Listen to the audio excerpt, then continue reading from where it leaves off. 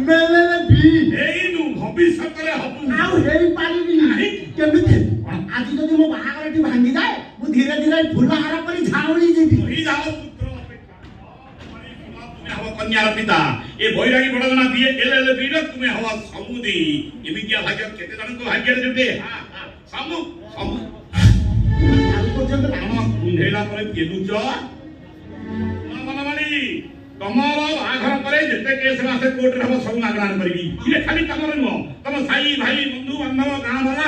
ଯେତେ ଯାହାର କେସ୍ ପଡିବ ସବୁ ମାଗଣା କରିବି ଗ୍ୟାରେଣ୍ଟି ଦଉଛି ଦୟାକରି ଏ ବାବଦରେ ପଦେ କିଛି କଥା ନ ହୋଇ ବାପକୁ ଯୋଉ ବାଟ ଦେଇ ଆସୁଥିଲ ସେଇ ବାଟେ ପଳେଇ ଯାଅ ପିତାଶ୍ରୀ ତାରପରେ ଯେ କିଛି ପଇସା ପତ୍ର ବି ଦେବି ଆସନ୍ତୁ ଆସନ୍ତୁ ଭାଇ ଆଚ୍ଛା ମଉସା ସତରେ ଆମ ବାପ ବୋଉଙ୍କୁ ରାଗିକି ବାହାର ଯିବାକୁ କହୁଛ ନା ଏବେ ରାଗୁଛ ପରେ ବୁଝିଯିବ ମୁଁ ବୁଝିପାରୁଛି ମୁଁ ପିଲା ଭଲ